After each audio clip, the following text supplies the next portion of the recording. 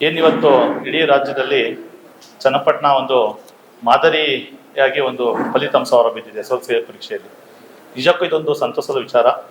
ಇಡೀ ರಾಜ್ಯದಲ್ಲಿ ಎಲ್ಲ ಸರ್ಕಾರಿ ನೌಕರರು ಕೂಡ ಇವರ ರೀತಿಯಲ್ಲೇ ನಮ್ಮ ತಹಸೀಲ್ದಾರ್ ಅಂತ ಗಿರಿಸರ್ ಅವರ ನೇತೃತ್ವದಲ್ಲೇ ಈ ಒಂದು ಮಾರ್ಗದಲ್ಲೇ ಒಂದು ಬದಲಾವಣೆಯನ್ನ ಕಂಡ್ರೆ ಇಡೀ ರಾಜ್ಯದಲ್ಲಿ ಏನಿವತ್ತು ಕನ್ನಡ ಶಾಲೆಗಳು ಮುಕ್ತಾ ಇದೆಯೋ ಅದನ್ನು ನಾವು ಮತ್ತೆ ಪುನರಾರಂಭಿಸಬಹುದು.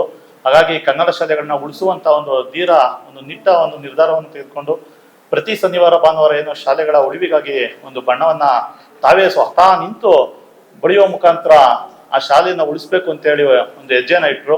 ನಿಜಕ್ಕೂ ಅಂತ ಸಂದರ್ಭಗಳಲ್ಲಿ ಹಲವಾರು ಒಂದು ಏನು ಮೀಡಿಯಾಗಳಲ್ಲಿ ಸೋಷಿಯಲ್ ಮೀಡಿಯಾಗಳಲ್ಲಿ ಒಂದು ಅಪಸ್ವರ ಕೂಡ ಕೇಳಿ ಬಂತು.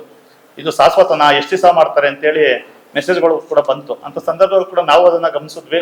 ಆದ್ರೆ ನಮ್ಮ ಉದ್ದೇಶ ಒಂದೇ, ಒಬ್ರು ಸರ್ಕಾರಿ ನೌಕರರಾಗಿ ಒಂದು ತಾಲೂಕಿನ ದಂಡಾಧಿಕಾರಿಯಾಗಿ ಇಂಥ ಒಂದು ನಿರ್ಧಾರನ ಕೈಗೊಂಡು ನಮ್ಮ ಕನ್ನಡ ಶಾಲೆಗಳನ್ನ ಉಳಿಸೋಕೆ ಹೊರಟಿದ್ದಾರೆ.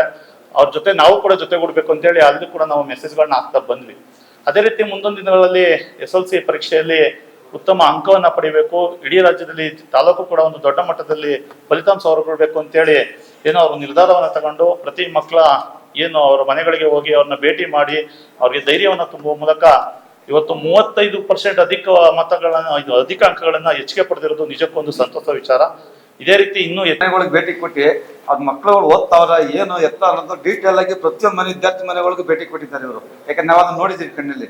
ಈ ತರ ಅಧಿಕಾರಿಗಳು ಸಿಗೋದು ಲಕ್ಷಕ್ಕೊಬ್ರು. ಈ ತರದಲ್ಲಿ ಎಲ್ಲಾ ನಮ್ಮ ಇಡೀ ಕರ್ನಾಟಕದಲ್ಲಿ ಈ ತರ ಆಗ್ಲಿ ಅನ್ಬಿಟ್ಟು ನಾವು ಹೆಮ್ಮೆಯಿಂದ ಖುಷಿ ಪಡ್ತೇವೆ. ಬೈರಪ್ಪನಲ್ಲಿ ಇಂಗ್ಲಿಷ್ ಟೀಚರೇ ಇರಲಿಲ್ಲ, ಬೇರೆ ಸ್ಕೂಲಿಂದ ಡೆಪ್ಯುಟೇಷನ್ ಮಾಡಿಸಿದ್ವಿ 3 ದಿನ ಅಲ್ಲಿಗೆ. ಈ ಶಿಥಿಲ ಯಾವುದೂಗೊಂಡಿಲ್ಲ. ನಮ್ಮಲ್ಲಿ ನಾನು ಹೈಸ್ಕೂಲ್ಗಳು ಮಾತ್ರ ನೋಡಿದ್ದು.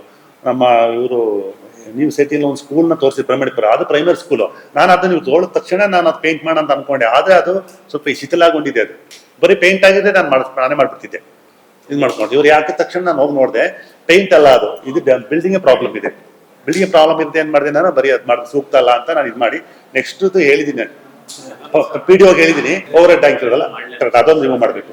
ಹಾಗೆ ನಾನು ನಿಮ್ಮಲ್ಲೂ ಕೂಡ ಮಾಧ್ಯಮದವ್ರಿಗೆ ಏನು ಮನವಿ ಮಾಡ್ಕೊಳ್ತೀನಿ ಅಂತ ಅಂದ್ರೆ, ಈ ಪ್ರೈಮರಿ ಸ್ಕೂಲಿಂದ ಹೈಸ್ಕೂಲ್ ತನಕನು ಯಾವ್ದಾದ್ರು ಸ್ಕೂಲು ತುಂಬಾ ಶಿಥಿಲಗೊಂಡಿರೋ ಅಂಥದ್ದು ನಿಮ್ ಗಮನಕ್ಕೆ ಬಂದ್ರೆ, ಯಾಕೆ ಮಾಧ್ಯಮದಲ್ಲಿ ತುಂಬಾ ಜನ ಮೆಸೇಜ್ ಮಾಡ್ತಾರೆ, ನನಗೆ ಮಾಡದೇ ಇರ್ಬೋದು, ನಿಮ್ಗಳಿಗೆ ಅಟ್ಲೀಸ್ಟ್ ಮಾಹಿತಿ ಕೊಡ್ತಿರ್ತಾರೆ ಒಂದು ಸುದ್ದಿ ಮಾಡಿ ಅಂತ.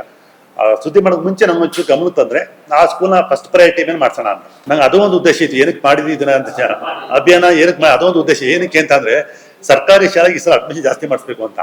ಅದಕ್ಕೆ ನಾನೇನ್ ಮಾಡ್ತೀನಿ ಈ ಸಲ, ನಾನಂದ್ರೆ ಎಲ್ಲಾ ಸರ್ಕಾರಿ ಶಾಲೆ ಮುಂದೆ ನಿಂತ್ಕೊಂಡು ನಾನೇ ಪ್ರಮೋಟ್ ಮಾಡ್ತೀನಿ. ಈ ಸಲ ವಿಡಿಯೋ ಮಾಡಿ ನಾನೇ ಪ್ರಮೋಟ್ ಮಾಡ್ತೀನಿ. ಇಂಥ ಒಂದೊಂದು ಸ್ಕೂಲ್ ಒಂದೊಂದು ಮಾಡಿ ನಾನೇ ಪ್ರಮೋಟ್ ಮಾಡ್ತೀನಿ. ಈಗ ಓಲ್ಡ್ ಏರಿಯಾ 96% ಬಂದಿದೆ.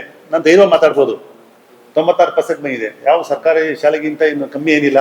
ಎಲ್ಲ ಉರ್ದು ಮಕ್ಕಳು ಕೂಡ ಅಲ್ಲಿ ಬರ್ಬೋದು, ಕಲಿಬೋದು. ಮಕ್ಕಳಿ ಅಲ್ಲ 70% ರಿಸಲ್ಟ್ ಬಂದಿದೆ. ಆ ಮಕ್ಳು ಮುಂದೆ ಸ್ಕೂಲ್ ಮುಂದೆ ನಿಂತ್ಕೊಂಡು ಮಾತಾಡ್ತೀನಿ ಧೈರ್ಯವಾಗಿ. ನಾನು ಈ ಮಕ್ಕಳು ಇಲ್ಲೇ ಸೇರಿಸಿ ಯಾವುದೋ ಸಿಟಿಯಾಗಿ ಕಳಿಸ್ತೀರಾ, ಇಲ್ಲೇ 70% ರಿಸಲ್ಟ್ ಕೊಡ್ತೀವಿ ನಾವೇ.